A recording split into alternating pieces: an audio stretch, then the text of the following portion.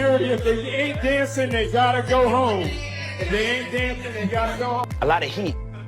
A lot of heat. Yeah. Heat. You mean that physically the place has to be hot? You don't have no air conditioning. So we get the after party that God in town. Like, still. Action is on the swing. Oh, shit, swing. Puff Daddy had strict rules for the guests at his infamous parties, at least according to an event organizer who claimed to have worked with the rapper. So this party organizer recently shared details with the New York Post about the notorious freak-offs. She revealed that Puff Daddy was highly selective about the women he invited to these events, which kind of reminds me of Hugh Hefner. The organizer explained that they would do a weigh-in if necessary because the girls had to be young and hot, so she always had a scale nearby in case she needed to make sure. The magic number was 140 pounds, but if a girl was really tall, there was a little bit of discretion involved. Now, this planner worked with Puff Daddy in 2004 and 2005 and obviously chose to remain anonymous while disclosing these details for safety. She further stated that the parties enforced a strict dress code, adding no pants, no jeans, no flat shoes. Every girl had to wear a party dress, preferably very short, just enough to cover her rear end, but no longer than mid-thigh. And obviously, the chest had to be showing. Attendees were required to wear high stilettos,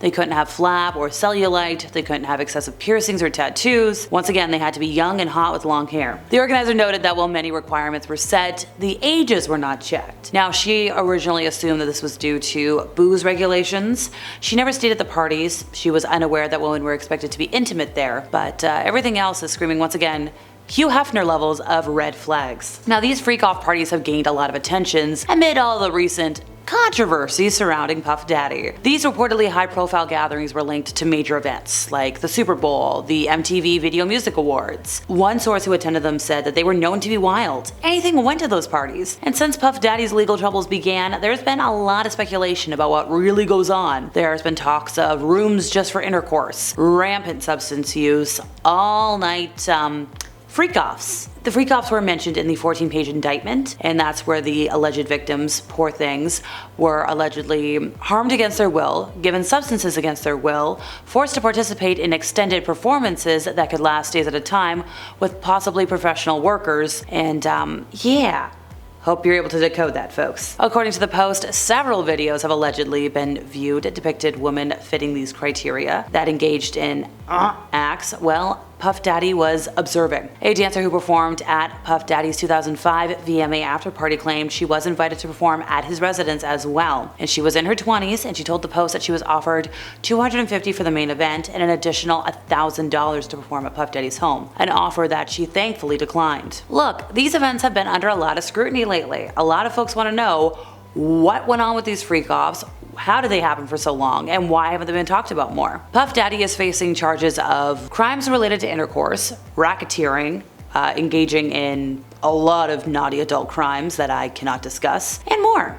Now, he has denied the allegations and pled not guilty in court, and as he awaits trial, he has been hit with new civil lawsuits filed by Texas-based attorney Tony Busby. Now, these were first announced in a press conference, and Tony claims to have 120 individuals in total who have either sued or planning to sue Puff Daddy. Now, obviously, the attorneys for the man in jail, have responded to the lawsuits and denied all allegations. Prior to the announcement, the attorney for Puff Daddy said, "We cannot address every meritless allegation in what has become a reckless media circus." That said, Puff Daddy emphatically and categorically denies as false and defamatory any claim that he harmed anybody, including, folks that really shouldn't be harmed. Not that anybody should be harmed, but I hope you get what I'm trying to say. She concluded saying that he looks forward to proving his innocence and vindicating himself in court if and when claims are filed and served, where truth will be established based on evidence, not speculation. So in a second statement about said lawsuits, Puff Daddy's attorneys told The Mirror that the press conference and 1-800 number that preceded the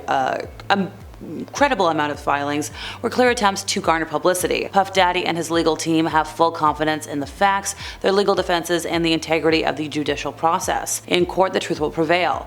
Puff Daddy has never harmed anybody, and they listed off all sorts of different gender and age ranges that have been brought up. Well, let's see. Let's talk about folks who have talked about these parties in detail and the awfulness. Artist Good Friday said she first met the now disgraced star at an autograph signing at a record store in Toronto to promote his 1999 album Forever, and in an exclusive interview with the US Sun, she said she sang for him, and then she was invited to join an allegedly substance-fueled intercourse party in his 5-star hotel suite with a girlfriend. Now, she claimed she told the rapper and his security party that she and the friend that she was with that were also invited were the legal age of consent in Ontario.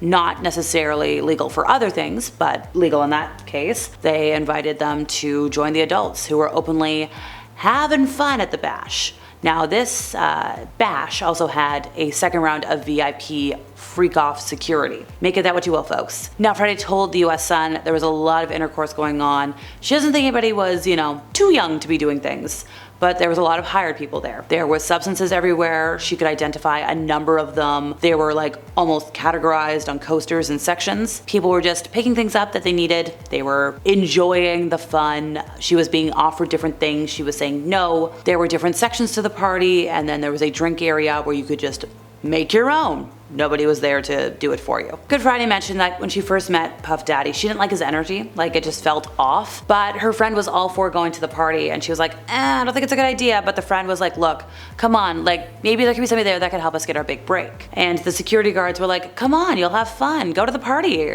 Good Friday finally agreed, and the girls went off to the elevator to the party floor. And security guard was like, yeah, no, there's all these different rooms. You're only invited to like the one party right now. We'll see about the other one later, which really emphasizes just how gross this is. Now this is where like a security guard and Puff Daddy were commenting on the girls' looks, because that fits with everything else we know about the rules for these parties. Good Friday went looking for her friend at one point. She was worried. She didn't know where her friend was. She was trying to bounce around and not be trapped in a corner by somebody offering her this, that, and everything else. And, oh, I'll make you a superstar, which that is the grossest line I've heard all day. Good Friday felt very uncomfortable, like a piece of meat. She obviously didn't want to be there, but she wanted to make sure her friend was okay. She was looking for her friend. She tried to open a locked door, and then security was like, nope, can't do that. And that security guard was very much keeping an eye on her. A lot of folks who have allegedly spoken out about Puff Daddy's parties have described them as being like a Russian doll with different rooms and inner sanctums offering, well, a choose your own adventure type of experience. Now going back to that security guard that had his eye on our girl, she said that he stood in front of the door, grabbed her shoulders and was like, you're not going anywhere. And she was like, nope, nope, nope, like I'm just looking for my friend. But security was like, no, you're gonna stay put. You're gonna go to that second party. Friday managed to get out. She saw Puff Daddy coming down the hallway and was like apparently super furious about like the disruption, which it's like, okay, like it's gonna happen, it's a party. Apparently he started rushing down the hallway.